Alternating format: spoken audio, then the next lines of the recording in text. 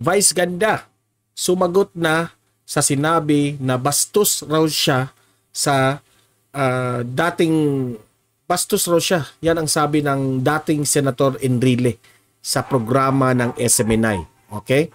So, nag-reply na si Vice Ganda, parang nagpatutsada itong si Vice Ganda kay Enrile. Okay? Yan ang ating pag-usapan. Yan ang i-react natin ngayon. Pero bago ang lahat, help me na i-like at i-share itong video natin sa Facebook at sa YouTube. Okay? And also, i-follow na rin at i-subscribe ang Don Mar TV sa Facebook at sa YouTube para lagi kayong updated sa mga balita na kagaya nito. Okay. So, alamin natin kung ano ang nangyari. Bakit nagpatutsada itong si Vice Ganda kay former Senator Enrile. Okay? So, ito yung binalita, no? After former Senator Juan Ponce Enrile called him bastos, okay? Sa programa ng SMNI, tinanong kasi itong si Enrile tungkol sa ginawa ni Vice Ganda at itong si Ayon Perez doon sa Showtime na humantong nga sa pagkasuspende ng show ng It's Showtime. So, tinanong itong si Enrile kung ano ang kanyang opinion tungkol dito. At nabanggit nga ni Senator Enrile na bastos raw itong si Vice Ganda. Okay? So, Vice Ganda gave a shout out to grandfathers. Enrile called Vice salacious in his interview with SMNI News. Sa channel na Dito sa Bayan, okay, sa YouTube. Ang problema dito sa bansa natin, ito yung sabi ni Enrile ha, ang problema dito sa bansa natin, kung meron kang power, political, social, economic, or whatever, halos hindi mo na iniisip yung kapwa. Sarili mo na lang ang iniisip mo. Akala mo maganda ang ginagawa mo, pero bastos ka. Super bastos kang tao. Pero wala namang binanggit na Vice Ganda dito, pero walang ibig sabihin. Ang ibig talagang sabihin doon si Vice Ganda, no? Kasi tinanong itong si Enrile. So, klarong-klaro 'yon na sinabi ni Enrile na bastos kang tao. Ibig sabihin ni Enrile dito si Vice Ganda raw kasi sikat na, no? Marami siyang example itong si Enrile, no? Pero itong sa case ni Vice Ganda, sikat na si Vice Ganda. I think Vice Ganda is the most popular actor-actress sa Pilipinas, no? Yan ang ibig sabihin ni Enrile na kapag sikat ka na, sometimes akala mo tama yung mga ginagawa mo pero mali pala, no? Kaya nga tinawag na bastos ni Enrile itong si Vice Ganda. So, itong si Vice Ganda ngayon, nagre-reply, no? Sabi dito, abusado. Hindi lang walang decency, kundi abusado. Alam ko na mapagpatawa yung binabanggit mo na babae. Ibig niyang sabihin, si Vice Ganda. Magmula pa ng araw, ganyan na yan. You're earning your living and popularity sa kabastusan. Grabe yung banat ni former Senator Enrile kay Vice Ganda, no? So, tama nga naman, no?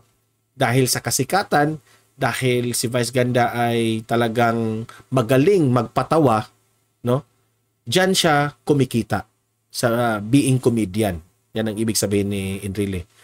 At yung kanyang style na yung pakilig sa tao ng kabastusan ng mga jokes.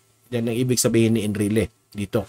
Kasi Vice Ganda, nag-start siya sa comedy bar, no? Alam niyo naman ang comedy bar walang filter 'yon kapag magbiro ka. Kahit bastos yung binibiro mo, okay lang 'yon basta sa comedy bar. Pero sometimes nadadala siguro ni Vice Ganda sa mga noontime show na alam naman natin na people of all ages na yung nakinig sa iyo at nag-watch sa mga shows ninyo. So yan sana yung tinututukan ni Vice Ganda. Dahil sikat na siya di ba? Kumikita na siyang marami ng pera. At yung nangyari pa nga kay Jessica Soho noon, no? Kung matatandaan nyo. Sana nag-learn si Vice Ganda doon.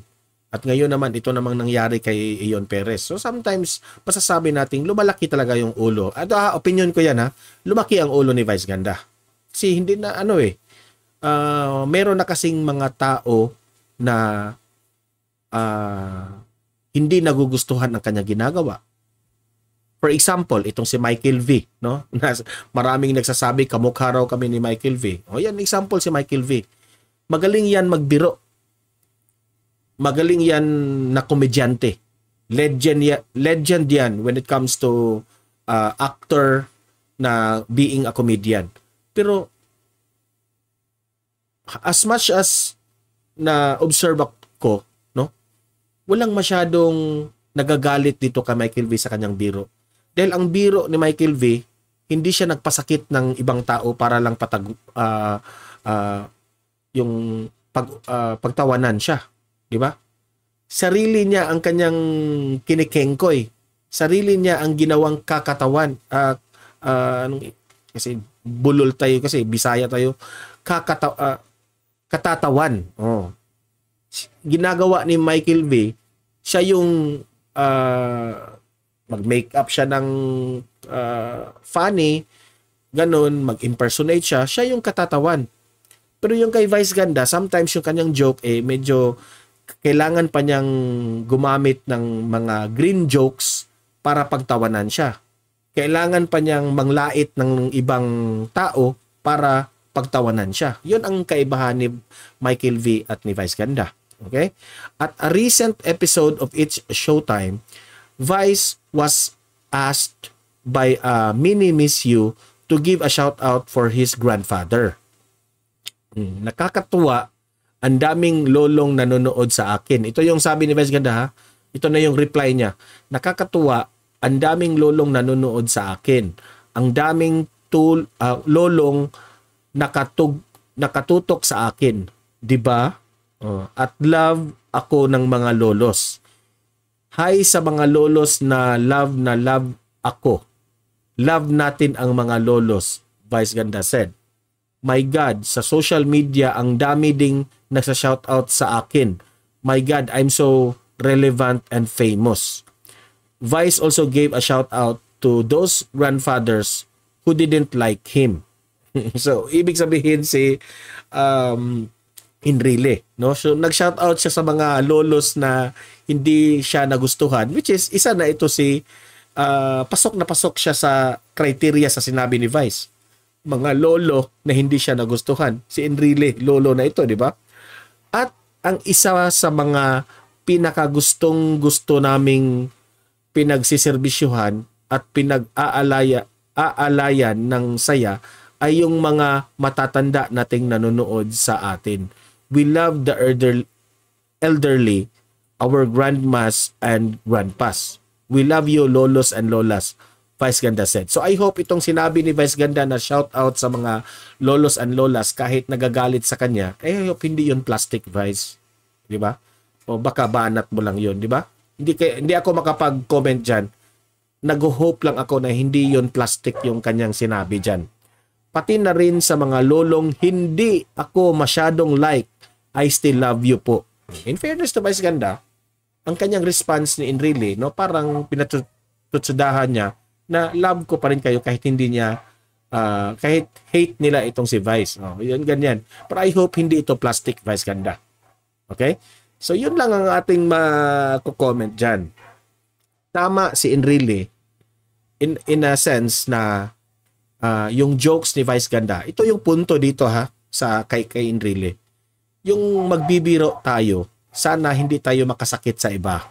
Yung magbibiro tayo, i-consider natin na not of all ages yung bagay sa jokes. Okay? Yung ginagawa ni Ion Perez at ni Vice Ganda na yung icing cake na joke na yon, meron pa namang bata sa kanilang tabi.